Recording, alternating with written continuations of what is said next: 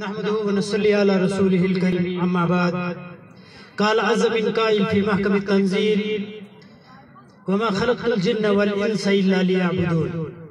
محترم صدر جلسہ، معزز و مکرم علماء کرام، سامعین حضرات، اللہ رب العالمین کا شکر اور احسان ہے جس رب العزت نے آج ہمیں اس بابرکت مجلس کے اندر جمع ہونے کی توفیق عطا فرمائی۔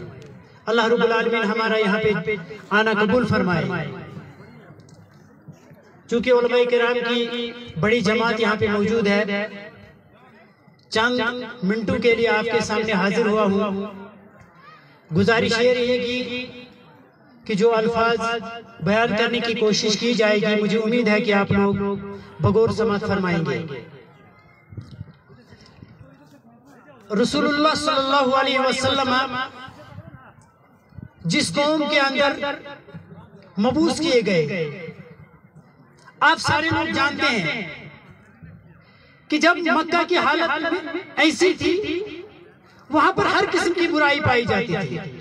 شراب عام تھی، فحاشی عام تھی، چوری تھی، ڈاکہ زنی تھی، رشوت خوری تھی، سود خوری تھی، قتل و غارت تھی، فساد تھا، سارا کچھ تھا۔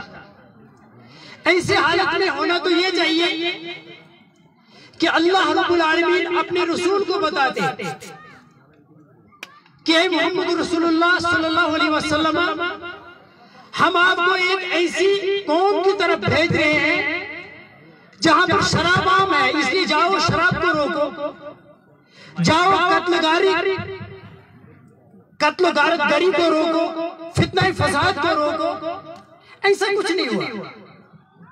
انسان حیران ہو جاتا ہے، نہ کہ ایک محدود وقت کے اندر، بلکہ رسول اللہ صلی اللہ علیہ وسلم نے نبوت کے 23 سالہ زندگی میں زیادہ زندگی جو ہے مکہ میں گزاری، اور اس مکہ کے اندر نہ نماز پڑھنے کا حکم تھا، نہ روزہ رکھنے کا حکم تھا، نہ زکوٰۃ دینے کا حکم تھا، نہ حج کا حکم تھا۔ پھر ان 13 سالوں میں قرآن کریم کی ایک وافر جو ہے سورت نازل ہو گئی، لیکن ان تمام میں کہیں بھی ان چیزوں کا تذکرہ نہیں تھا، بلکہ قرآن کریم 1/3 جو ہے وہ مکہ میں ہی نازل ہوا۔ لیکن اس کے باوجود بھی قرآن کی آیتوں میں نماز، روزے، شراب کو روکنے کا حکم، برائیوں کو روکنے کا حکم کہیں نہیں تھا۔ جو سب سے بڑا حکم اللہ رب العالمین نے محمد رسول اللہ صلی اللہ علیہ وسلم کو دیا، وہ تھا اقرأ بسم ربک الذی خلق۔ اے محمد رسول اللہ صلی اللہ علیہ وسلم، آپ پڑھیے، آپ علم حاصل کیجئے، علم حقیقی حاصل کیجئے۔ ہمارا منہج یہ ہے، ہم علم حقیقی بیان کرنا چاہتے ہیں۔ ایک بات میں بتاؤں گا، بڑے معذرت خواہ رہوں گا میں اپنے خطیب محترم نذیر احمد مخدومی صاحب کو، یہ جو انہوں نے ایک واقعہ یہاں پہ بیان کیا، برائے تعمیر برائے اصلاح، یہ کوڑا کرکٹ پھینکنے کا جو واقعہ ہے، یا جو ہمارے خطبہ حضرات یہ جو بیان کرتے رہتے ہیں، ایک بچی کو زندہ درگور کیا، پھر وہ ابو چلا رہی تھی، یہ واقعہ جو ہے رونے رلانے کے لیے ٹھیک ہے، لیکن یہ صحیح نہیں ہے، یہ واقعہ حقیقت سے دور ہے۔ ہمارا منہج یہ ہے، ہمارے سٹیج سے بات ہونی چاہیے 100% پرفیکٹ، چاہے وہ ہمارے علماء میں سے کوئی ہو، ہمارے خطبہ میں سے کوئی ہو، ہمیں خود اپنی اصلاح کرنے کی ضرورت ہے۔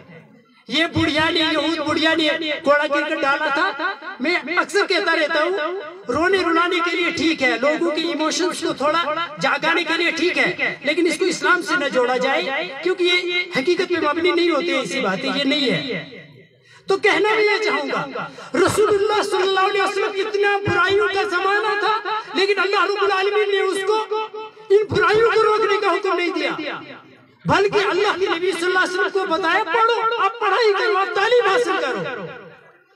یہی وجہ ہوئی رسول اللہ صلی اللہ علیہ وسلم، مسلم شریف کے اندر حدیث موجود ہے، رسول اللہ صلی اللہ علیہ وسلم نے فجر کی نماز کی امامت کرائی، فجر کی نماز پڑھی، سلام پھیرا، سلام پھیرنے کے بعد تشریف لے گئے محمد رسول اللہ صلی اللہ علیہ وسلم ممبر پہ تشریف لے گئے، خطبہ سٹارٹ کر دیا، فجر سے سٹارٹ کیا، سلام پھیرنے کے بعد راوی بیان کرتا ہے حتی حضرت الظہر، یہاں تک کہ ظہر کا نماز کا وقت ہو گیا۔ کتنا لمبا خطبہ ہوگا؟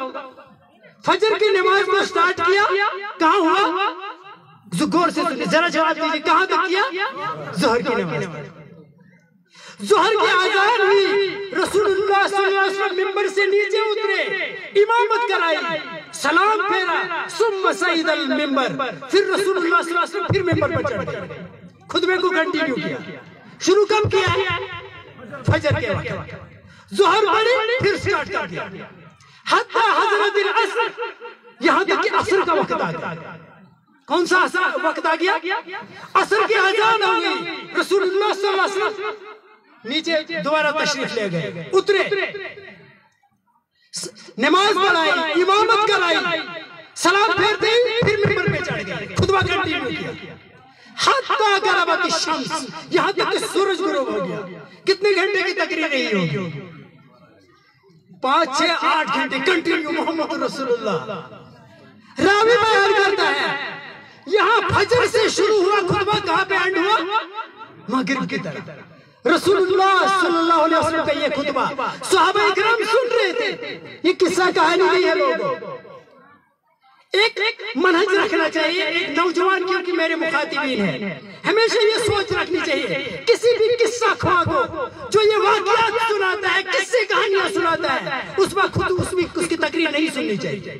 یہ منع ہمارے منہج کے خلاف ہے یہ، کیونکہ قرآن اور سنت ان واقعات اور قصے کہانیوں سے کوسوں دور ہے، اسلام سے کوئی تعلق نہیں ہے۔ یہ بالکل آپ کو رلا سکتے ہیں لیکن آپ کو حق سے دور رکھیں گے۔ یہی تو وجہ ہوئی آج 1450 برس بعد بھی ہم لوگوں کو یہ بتانے میں ناکام رہے، لوگوں